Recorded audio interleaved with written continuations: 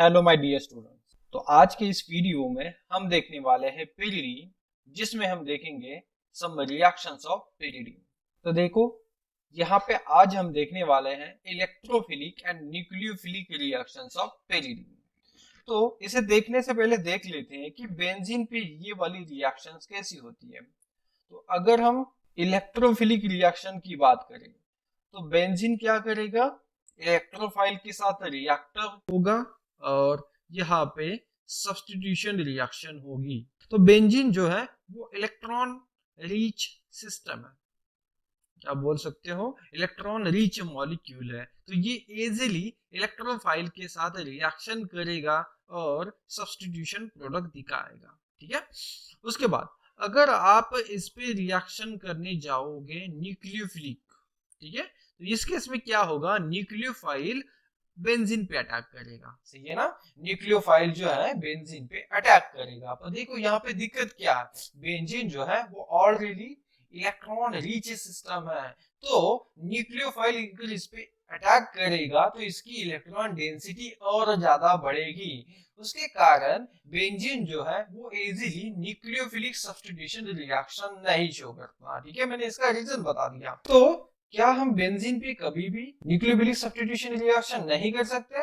नहीं, ऐसा नहीं है। तो देखो, अगर बेंजीन पे आप ऑर्थो एंड पैरा पोजीशन पे, बेंजीन पे जो भी लिविंग ग्रुप होगा उसके ऑर्थो एंड पैरा पोजीशन पे इलेक्ट्रॉन विड्रॉइंग ग्रुप डाल देते हो तो क्या होगा, तो वहां पे आप न्यूक्लियोफिलिक सब्स्टिट्यूशन करवा सकते हो। ठीक है, फॉर एग्जांपल देखो, यहाँ पे यह है फ्लोरीन, यहाँ पे है इसकी ऑर्थो पोजीशन, यहाँ पे आप NO2 ग्रुप डाल दो, या फिर यहाँ पे पैरा पोजीशन है, यहाँ पे NO2 ग्रुप डाल दो। अब इस केस में क्या होगा, ये कौन सी रिएक्शन शो करेगा, nucleophilic aromatic substitution reaction show करेगा, और यहाँ पे न्यूक्लियोफाइल फ्लोरीन रिप्लेस हो जाएगा न्यूक्लियोफाइल से। ठीक है, तो इस तरह से बेंजीन जो है वो इलेक्ट्रोफिलिक और न्यूक्लियोफिलिक सब्स्टिट्यूशन रिएक्शन शो करता है।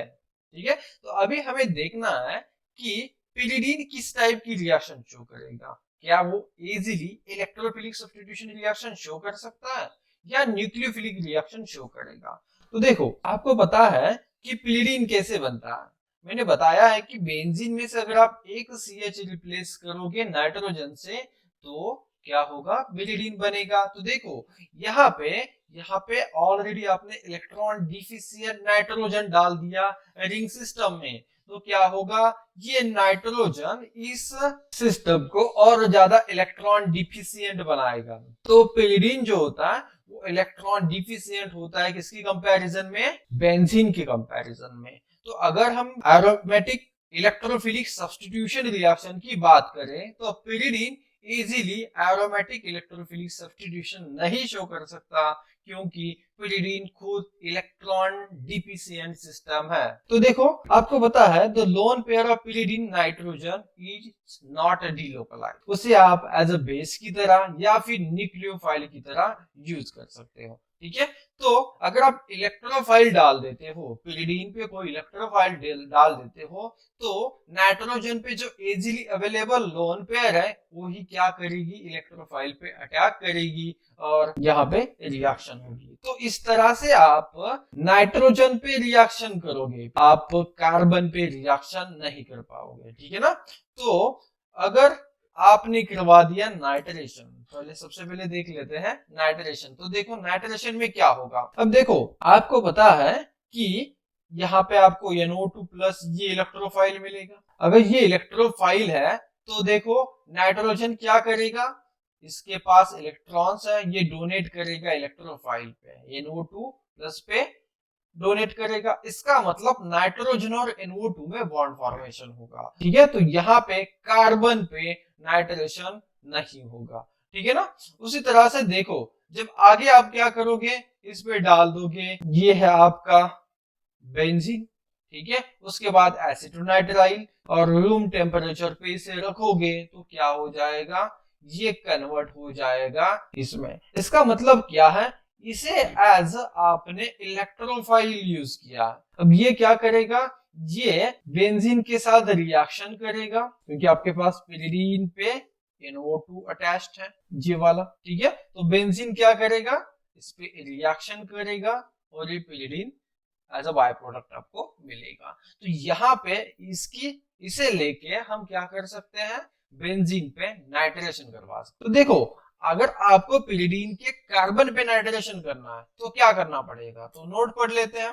Nitration at pyridine at carbon possible with vigorous condition. अगर आप विग्रस कंडीशन का यूज कर सकते हो तो ही क्या होगा, कार्बन पे नाइट्रेशन होगा। आप विग्रस कंडीशन कौन सी होगी, एट हाई टेम्परेचर, आप हाई टेम्परेचर यूज करोगे। उसके साथ देखो और क्या है, अल्सो स्टेरिक और inductive inhibition, also carbon substitution over N substitution. अगर आप स्टेरिक रिपल्शन जो प्रोवाइड करते हैं इस तरह के ग्रुप आप यूज करोगे तो नाइट्रोजन सब्स्टिट्यूशन नहीं होगा, कार्बन सब्स्टिट्यूशन मिलेगा आपको, ठीक है। अब एग्जांपल देके समझ लेते हैं। अब देखो यहाँ पे नाइट्रेशन हो रहा है, यहाँ पे आपको इसके साथ अगर ये इसके साथ रिएक्शन करेगा तो ये NO2 प्लस मिलेगा, ओके। तो यहाँ पे एट हाई टेम्परेचर, देखो हाई टेम्परेचर यूज किया तो N सब्स्टिट्यूशन नहीं होगा, C सब्स्टिट्यूशन होगा और रिएक्शन जो है होगी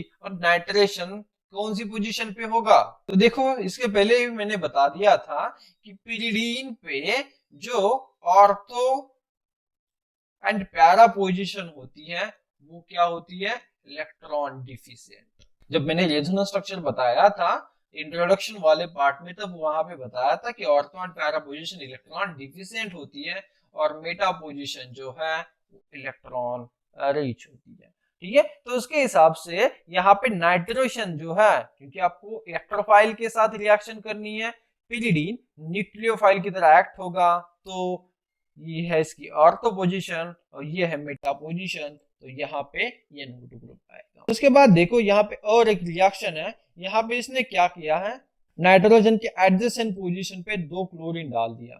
अब ये क्लोरीन क्या करेंगे, अब देखो ये जो क्लोरीन है इंडक्टिव इफेक्ट शो करेंगे। अगर इंडक्टिव इफेक्ट शो करेंगे तो नाइट्रोजन के पास जो लोन पेयर है ये नाइट्रोजन इजीली डोनेट नहीं करेगा due to this two electron withdrawing group.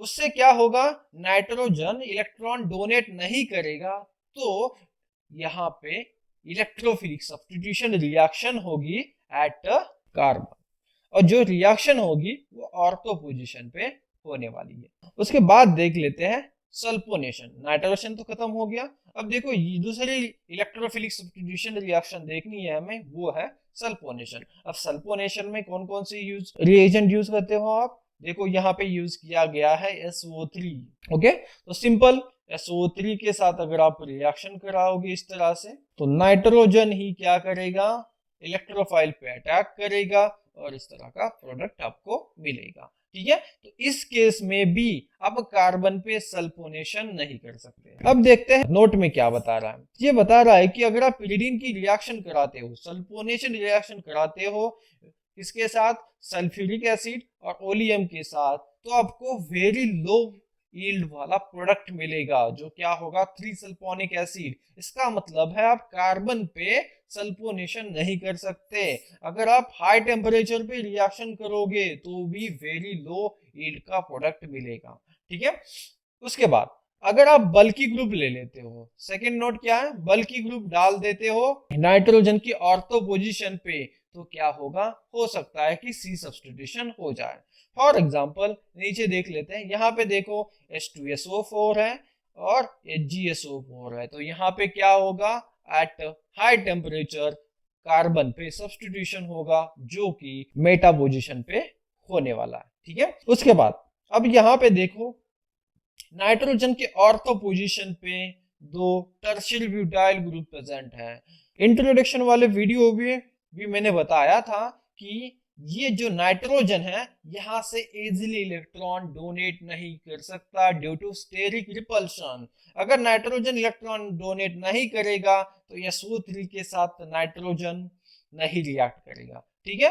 तो यहाँ पे जो सब्स्टिट्यूशन रिएक्शन होगी, इलेक्ट्रोफिलिक सब्स्टिट्यूशन रिएक्शन होगी, वो रिंग कार्बन पे होने वाली है। और आपको पता है रिंग कार्बन में मेटा पोजीशन सबसे ज्यादा इलेक्ट्रॉन रीच होती है, इसीलिए सल्फोनेशन जो है वो मेटा पोजीशन पे होने वाला है। ठीक है, तो इस तरह से हमने सल्फोनेशन रिएक्शन भी करवा दी। अब देख लेते हैं हैलोजिनेशन। अब देखो, जैसे कि आपको पता है कि नाइट्रेशन सल्फोनेशन, ये जो इलेक्ट्रोफिलिक रिएक्शन है वो आप इजीली कार्बन पे नहीं करवा सकते, नाइट्रोजन पे ही जाती है ये वाली रिएक्शन, क्योंकि नाइट्रोजन बहुत ज्यादा न्यूक्लियोफिलिक होता है, वो रिंग के कॉन्जुगेशन में नहीं होता। तो यहाँ पे भी सेम, यहाँ पे क्या होगा, Br2 पे ये अटैक करेगा और इस तरह से ज्विटर आयनिक फॉर्म में आपको प्रोडक्ट मिलेगा। ठीक है, तो यहाँ पे भी कार्बन सब्स्टिट्यूशन रिएक्शन नहीं होगी। उसके बाद देखो, अगर पीरिडीन पे डाल देते हो HBr, तो सबसे पहले नाइट्रोजन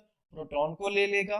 ठीक है, यहाँ से Br को डिस्प्लेस करेगा और यहाँ से यहाँ पे आपको काउंटर आयन के फॉर्म में ये प्रोडक्ट मिलने वाला है, जो कि क्या है, पिरिडियम ब्रोमाइड। ठीक है, तो नाइट्रोजन पे देखो पॉजिटिव चार्ज है और Br माइनस यहाँ पे काउंटर आयन की तरह प्रेजेंट है। उसके बाद हम क्या करेंगे, Br2 के साथ इसकी रिएक्शन करेंगे। अब देखो ये Br2 क्या करेगा, ये Br2 इस Br माइनस को एक्सेप्ट करेगा और यहाँ पे बनेगा पिरिडीनियम ट्राइब्रोमाइड।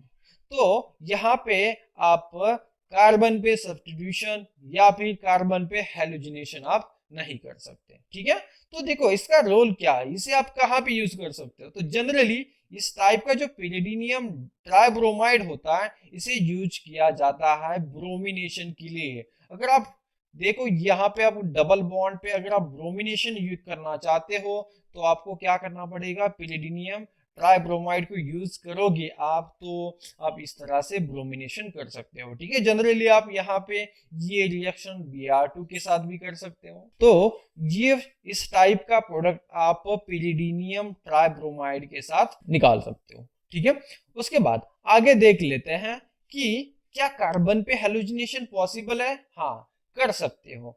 यहाँ पे भी सेम कंडीशन, अगर आप विगरस कंडीशन यूज करते हो, एट हाई टेम्परेचर रिएक्शन कराओगे, तो कार्बन पे हैलोजिनेशन रिएक्शन होगी। ठीक है, तो यहाँ पे यूज कर रहा है Br2, तो मेटा पोजीशन पे हैलोजिनेशन हो रहा है।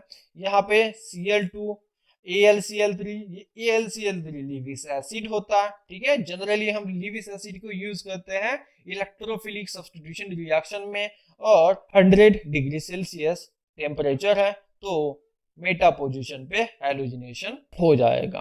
तो तीनों रिएक्शन में नाइट्रेशन हो, सल्फोनेशन हो या फिर हैलोजिनेशन हो, यहाँ पे हाई टेम्परेचर पे ही आपको क्या मिलेगा, सी सब्स्टिट्यूशन वाला प्रोडक्ट मिलने वाला है। उसके बाद देखो अल्काइलेशन एंड असाइलेशन। अब यहाँ पे अल्काइलेशन एंड असाइलेशन जो है, अगर बेंजीन की बात करें तो वहां पे हम देखते हैं Friedel craft alkylation and acylation reaction. ठीक है, तो बेंजीन पे अगर आप असाइल क्लोराइड या फिर अल्किल हलाइड डाल देते हो, तो वहां पे क्या होता है, सब्स्टिट्यूशन रिएक्शन होती है कार्बन पे। और यहाँ पे जैसे कि आपको पता है नाइट्रोजन बहुत ज्यादा न्यूक्लियोफिलिक है, ये क्या करेगा, इस पे अटैक करेगा, यहाँ पे एन असाइलेशन हो जाएगा।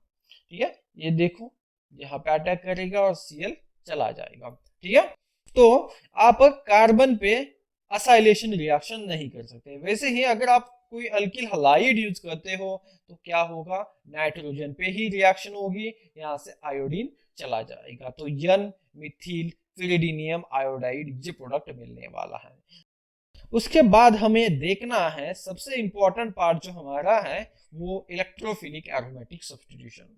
जैसे कि मैंने आपको बताया है कि बेंजीन में किस तरह से ये रिएक्शंस होती है और पिरिडीन में कैसे होने वाले हैं। आपको पता है कि पिरिडीन पे आप generally electrophilic aromatic substitution reaction नहीं कर सकते, क्योंकि पिरिडीन जो है वो खुद इलेक्ट्रॉन डिफिशिएंट है, वो इलेक्ट्रॉन इलेक्ट्रोफाइल को डोनेट ही नहीं कर सकता। ठीक है, so it is less reactive than benzene in electrophilic aromatic substitution reaction. ठीक है, यहाँ पे देखो बहुत सारे रेजोनेंस स्ट्रक्चर दिखाए गए हैं, जो कि बता रहा है कि आप पैरा और ऑर्थो पोजीशन से इलेक्ट्रोफाइल पे अटैक नहीं कर सकते, क्योंकि ये दोनों पोजीशन क्या है, बहुत ज्यादा इलेक्ट्रॉन डिफिशियंट है। आप मेटा पोजीशन से कर सकते हो, पर अगर आपके पास विग्रस कंडीशन है तो ही करोगे। उसके बाद जैसे कि आपको पता है कि अगर आपके पास विग्रस कंडीशन है, जैसे कि हाई टेम्परेचर या फिर ऑर्थो पोजीशन पे बल्की ग्रुप्स प्रेजेंट है, तो आप क्या कर सकते हो, इलेक्ट्रोफिलिक एरोमेटिक सब्स्टिट्यूशन रिएक्शन कर सकते हो। वैसे ही अगर पिरिडीन पे आपने इलेक्ट्रॉन डोनेटिंग ग्रुप डाल दिया, फॉर एग्जांपल OMe, अब ये ग्रुप क्या करेगा, यहां से इलेक्ट्रॉन डोनेट करेगा, क्योंकि ये डोनेटिंग ग्रुप है। तो इससे क्या होगा, इससे पिरिडीन की इलेक्ट्रॉन डेंसिटी बढ़ेगी। अगर ये इस तरह से पिरिडीन की इलेक्ट्रॉन डेंसिटी बढ़ेगी तो पिरिडीन इलेक्ट्रोफाइल पे अटैक करेगा और एरोमेटिक इलेक्ट्रोफिलिक सब्स्टिट्यूशन रिएक्शन होगी। तो यहाँ पे आप देख सकते हो ये जो डोनेटिंग ग्रुप है इसके पैरा पोजीशन पे, और ये नाइट्रोजन जो है इसके मेटा पोजीशन पे और इसके पैरा पोजीशन पे आपने क्या किया है, इलेक्ट्रोफिलिक सब्स्टिट्यूशन रिएक्शन करवा दी है। उसके बाद अब देखो यहाँ पे जो इलेक्ट्रोफाइल आया है वो OMe के पैरा पोजीशन पे है। अब हो सकता है कि ऑर्थो पोजीशन पे भी रिएक्शन हो, ठीक है ना, इलेक्ट्रोफिलिक सब्स्टिट्यूशन रिएक्शन जो है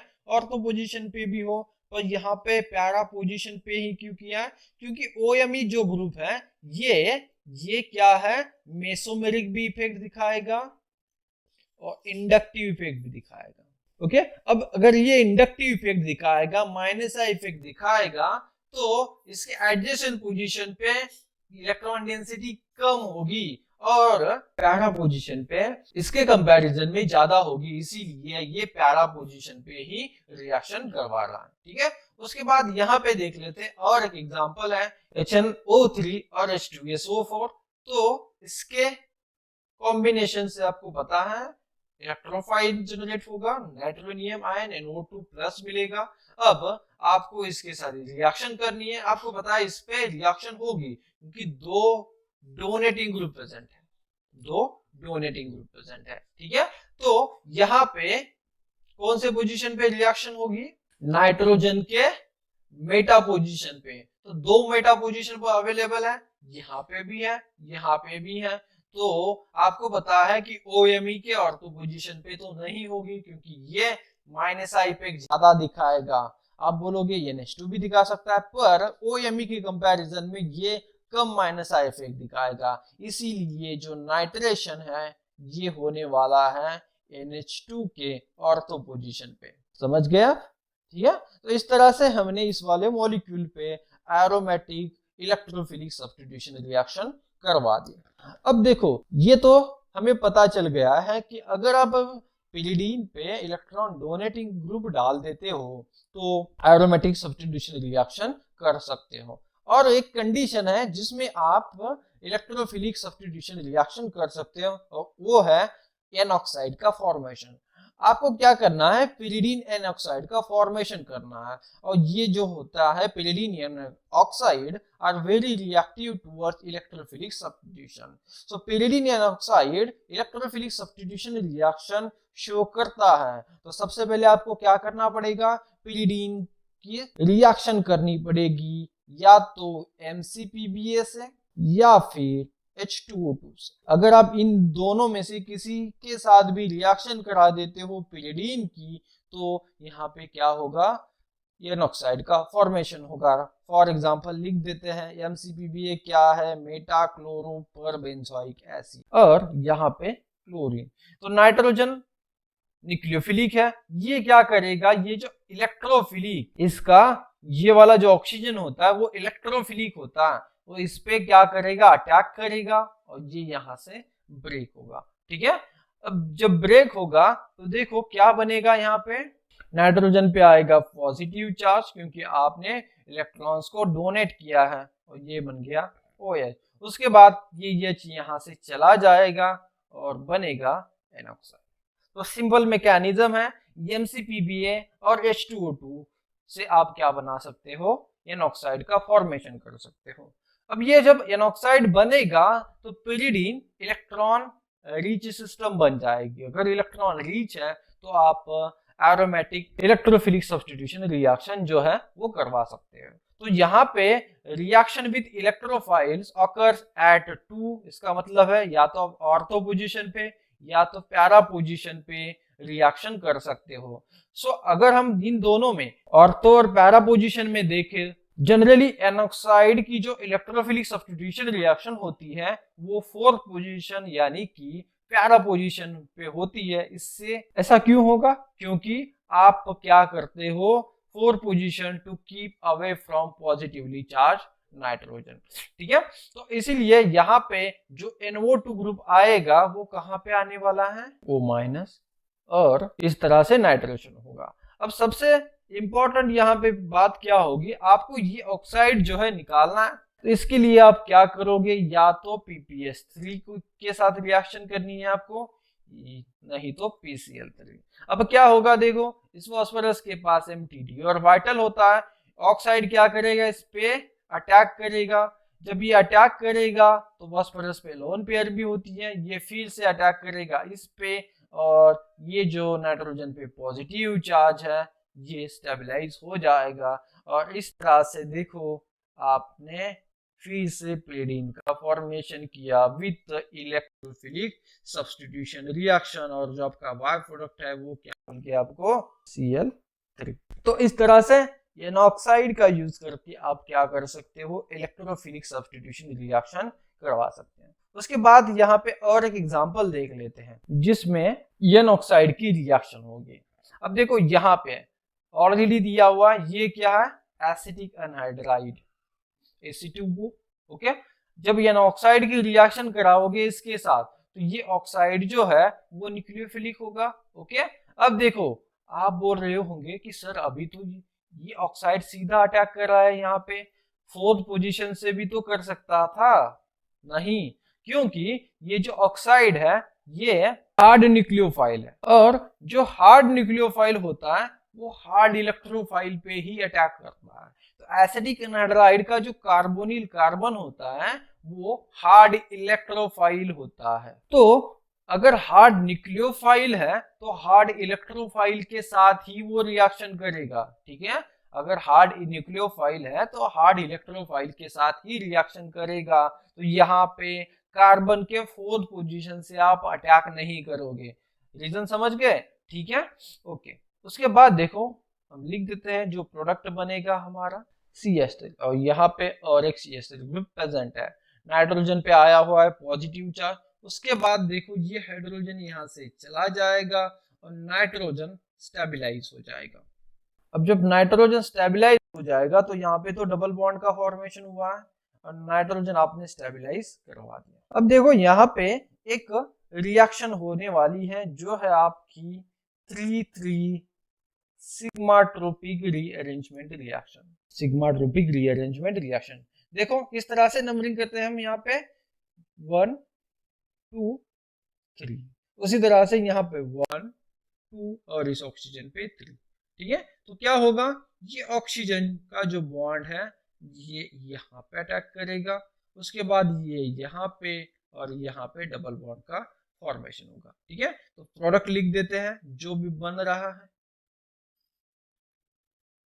जन देखो यहाँ पे डबल बॉन्ड का फॉर्मेशन हुआ, उसके बाद ये ऑक्सीजन अटैच हुआ इसे, उसके बाद फिर से यहाँ पे कार्बोनिल बन गया और CH3 एज इट इज, और यहाँ पे कुछ भी नहीं है। इसका मतलब ये देखो क्या है, NOAC, ये फिर से असाइल ग्रुप जो है वो यहाँ पे आ गया, ठीक है।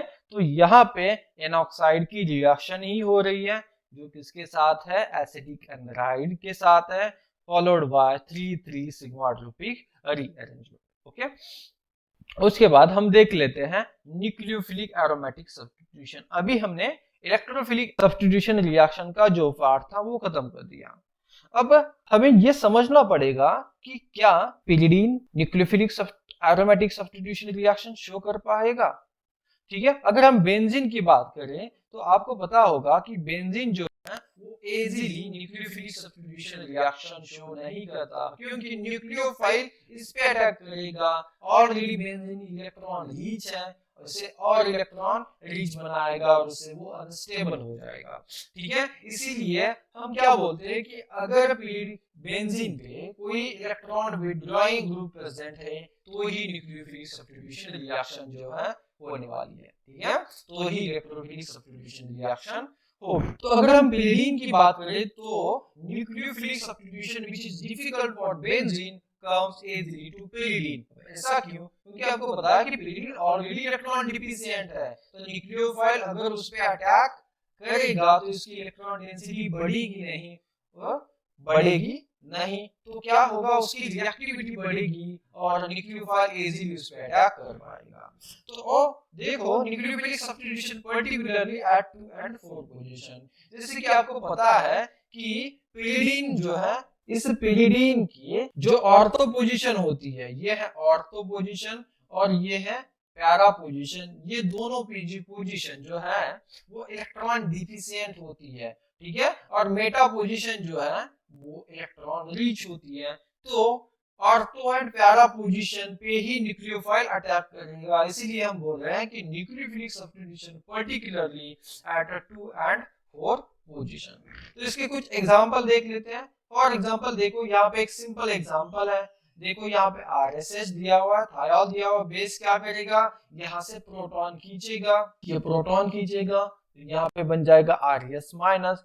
अब RS माइनस क्या करेगा, देखो यहाँ पे अटैक करेगा, ये यहाँ पे और नाइट्रोजन पे नेगेटिव चार्ज आएगा।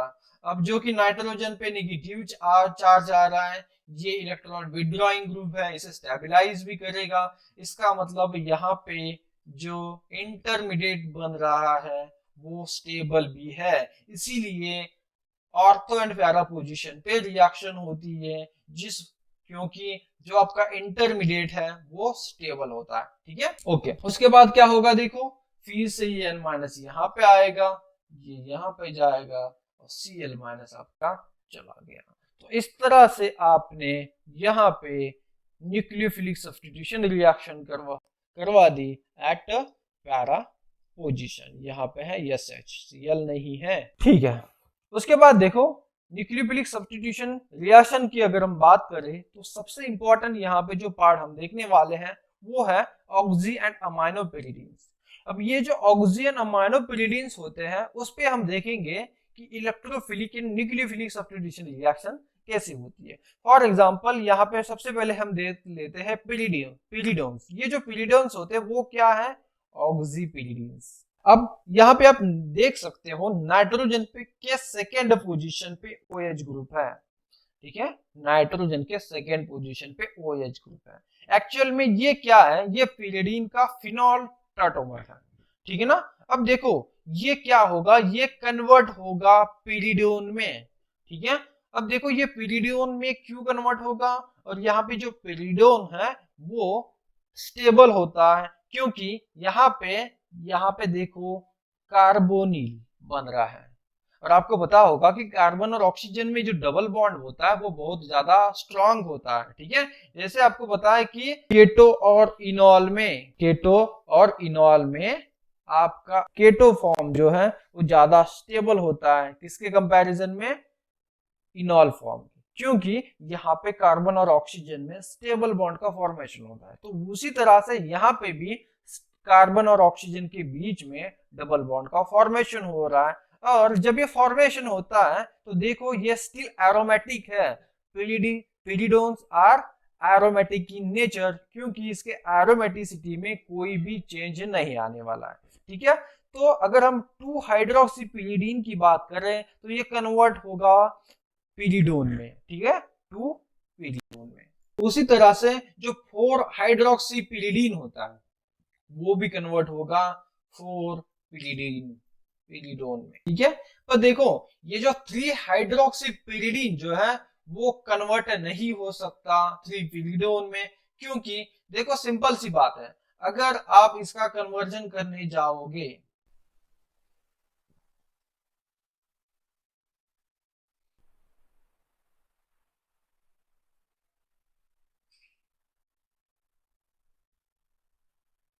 N double bond O।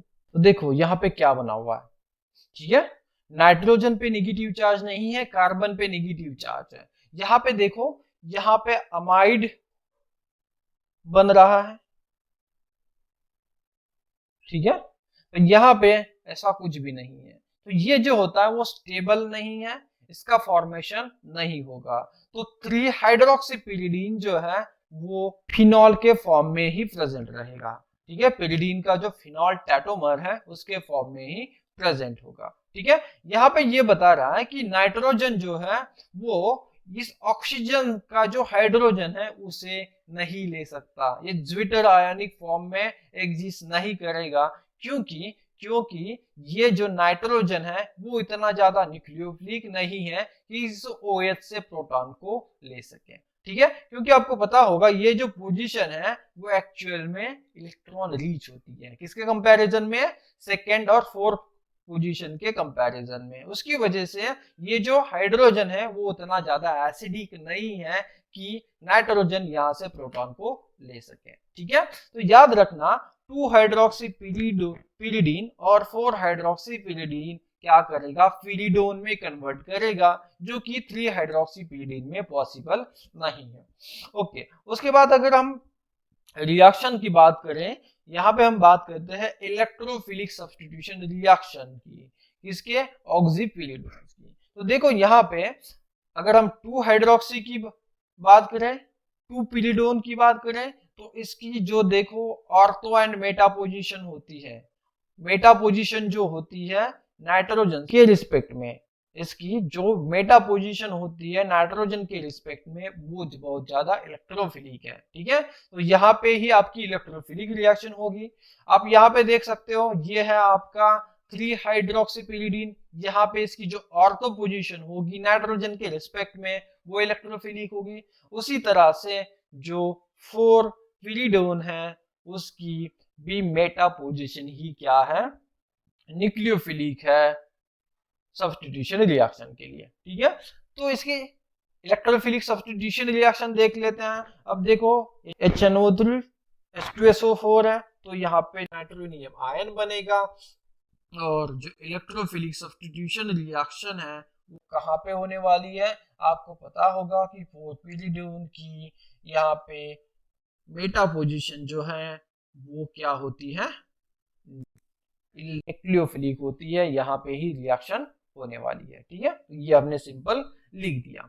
उसके बाद देखो यहाँ पे है 3 हाइड्रोक्सीपिरिडीन, तो 3 हाइड्रोक्सीपिरिडीन में आपको पता होगा कि रिएक्शन कहाँ पे होने वाली है, रिएक्शन जो है वो ऑर्थो पोजीशन पे होने वाली है।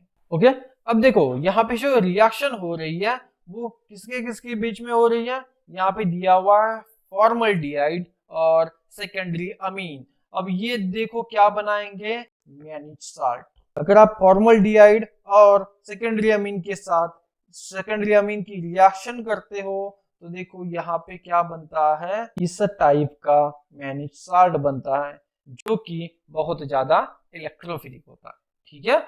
अब उसके बाद क्या होगा, आपको पता है ये ऑर्थो पोजीशन से अटैक करेगा, तो यहाँ पे अटैक होगा और इस तरह से आप क्या कर सकते हो, CH2NMe2 इस प्रोडक्ट का फॉर्मेशन कर सकते हो, ठीक है। तो यहाँ पे मैनिच रिएक्शन के थ्रू आपने क्या किया है, इलेक्ट्रोफिलिक सब्स्टिट्यूशन रिएक्शन करवाई है 3 हाइड्रोक्सीपिरिडीन के ऑर्थो पोजीशन पे, ओके, ठीक है। अब उसके बाद हम देख लेते हैं कि जो पिरिडोन्स है वो न्यूक्लियोफिलिक सब्स्टिट्यूशन रिएक्शन भी कर सकते हैं। यहाँ पे हमारे पास है 2 पिरिडोन, तो क्या होगा, POCl3 के साथ रिएक्शन होगी, कैसे देख लो, ये POCl3 है, तो नाइट्रोजन की लोन पेयर ऑक्सीजन यहाँ पे कॉन्जुगेशन में आएगी और यहाँ पे ऑक्सीजन से अटैक होगा फॉस्फोरस पे, ठीक है, यहाँ पे वो नहीं है, अटैक होगा। उसके बाद क्या बनेगा, डबल बॉन्ड, इस पे पॉजिटिव चार्ज, और जब ये अटैक करेगा फॉस्फोरस पे ये एक Cl ग्रुप चला जाएगा, double bond O Cl Cl। उसके बाद ये जो Cl माइनस है वो क्या करेगा, फिर से अटैक करेगा इस वाले इलेक्ट्रोफिलिक सेंटर पे, क्योंकि ये क्या बन चुका है, अभी बहुत ज्यादा इलेक्ट्रोफिलिक बन चुका है। तो बस आपको सिंपल अटैक करना है, जिससे कि ये फिर से स्टेबलाइज हो जाएगा नाइट्रोजन, इसके पास लोन पेयर फिर से आएगी और यहाँ पे Cl और P double bond O Cl, ठीक है। उसके बाद देखो क्या होगा, यहाँ पे देखो हाइड्रोजन मिसिंग है, तो यहाँ पे भी हाइड्रोजन होगा। तो जब ये इस PO Cl2 को निकालेगा तो यहाँ पे क्या बनेगा, ठीक है। तो यहाँ से हाइड्रोजन चला जाएगा और नाइट्रोजन को फिर से स्टेबलाइज करेगा, और इस तरह से by using 2 pyridone and POCl3 आपने pyridine के ऑर्थो पोजीशन पे सब्स्टिट्यूशन रिएक्शन करवा दी है। उसके बाद हम देखेंगे अमाइनो pyridine, ठीक है। तो अमाइनो pyridines में भी 2 अमाइनो pyridine होगा और 4 अमाइनो pyridine होने वाला है। अब यहाँ पे भी इसकी रिएक्शंस होगी, ये भी इलेक्ट्रोफिलिक रिएक्शन शो कर सकता है, ये भी न्यूक्लियोफिलिक रिएक्शन शो कर सकता है, ठीक है।